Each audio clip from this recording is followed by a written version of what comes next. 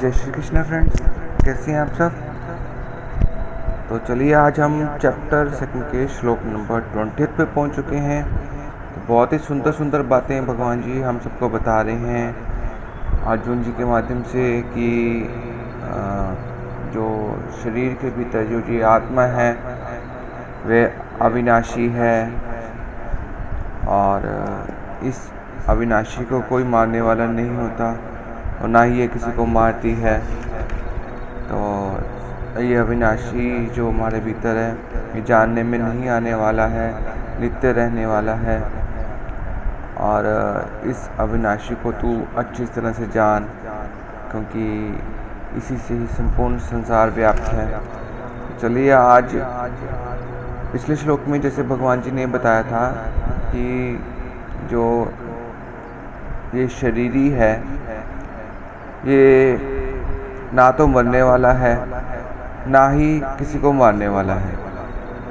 तो आज इसी बात को थोड़ा भगवान जी ये शरीर मरने वाला क्यों नहीं है उसके बारे में भगवान जी इस श्लोक में हमें बताएंगे।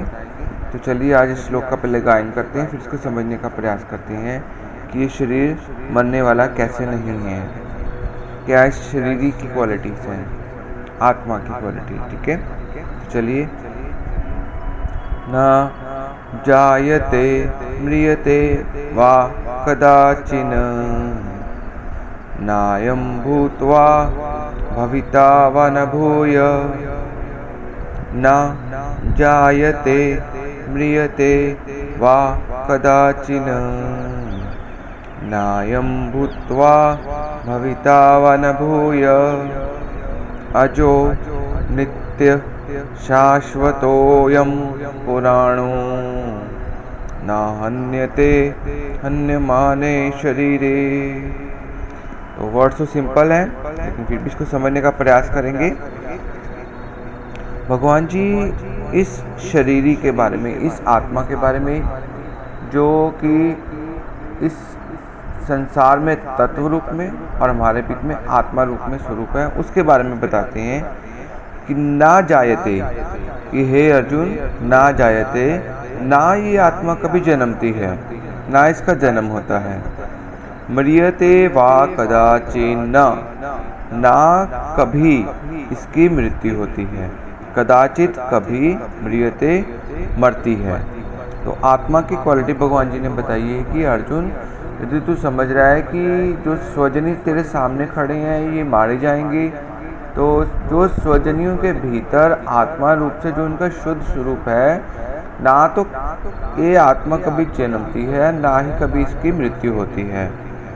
और नायम भूत्वा भविता वा न भूय, नायम भूत्वा ना अयम भूत्वा, और ना ही यह कभी उत्पन्न होती है, उत्पन्न होकर नायम भूत्वा ना भविता वा न भूय, दोबारा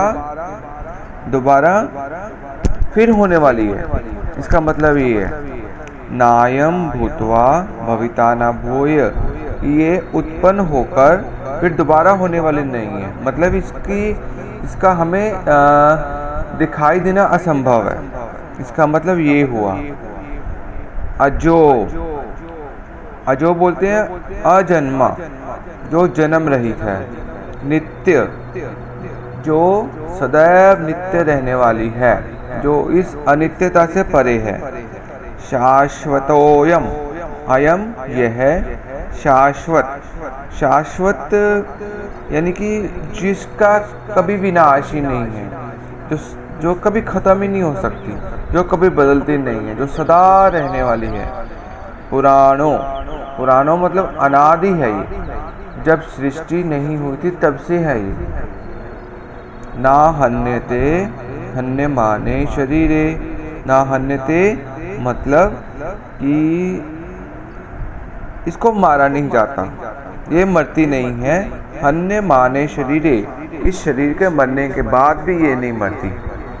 हन्यमाने शरीरे, इस शरीर के मरने पर भी ना हन्यते, ये मरती नहीं है।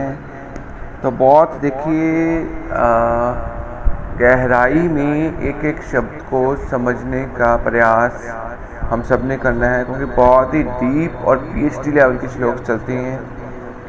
और जितना आपका खुद का इस पे अभ्यास चलेगा उतना ही आप इसको गहराई में समझ सकेंगे। और जैसे कि मैं आपको बार बार बताता हूँ कि जो हमारी बुद्धि है वो बड़ी सूक्ष्म है, और हम इस सूक्ष्मता के साथ इस समग्र को समझने का प्रयास करते हैं जो कि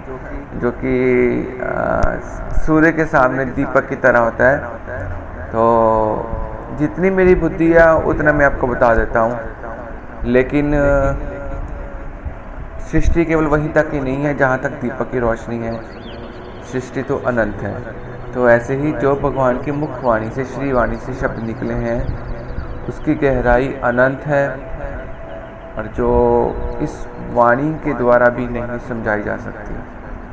तो प्रयास आप सबने भी करना है अपनी विवेक बुद्धि को जागृत करने का, और इसको अच्छे से समझने का। भगवान किस आत्मा की बात कर रहे हैं, उसकी क्या क्वालिटीज़ बता रहे हैं, ये आत्मा क्यों ऐसी है जो अजन्मी है, नित्य है, ये आत्मा कहाँ है, शाश्वत कैसे है, उत्पन्न होने के बाद भी ये पैदा नहीं होती, ये दिखती नहीं है। तो बहुत बातें अभी चलेंगी आपके भीतर, तो कीजिए मनन और निकालिए दूध में से अमृत रूपी माखन। तो चलिए एक बार फिर से श्लोक का गायन करते हैं। ना जायते म्रियते वा कदाचिन नायं भूत्वा भविता वा न भूय अजो नित्य शाश्वतोऽयं पुराणो न हन्यते हन्यमाने शरीरे। Thank you so much friends 20 श्लोक का गायन करने के लिए। तो कल हम मिलने वाले हैं अगले बेहतरीन श्लोक के साथ, श्लोक नंबर 21 श्लोक, जिसमें कि भगवान ने हमें बताया है कि ये शरीर ना तो मारता है ना मरता ही है। इसमें मरने का निषेध तो इस श्लोक में पढ़ लिया, अब मारने का निषेध हम अगले श्लोक में पढ़ेंगे। तो रेडी रहिए कल के श्लोक के लिए। आप सबको प्यारी प्यारी जय श्री कृष्ण जी।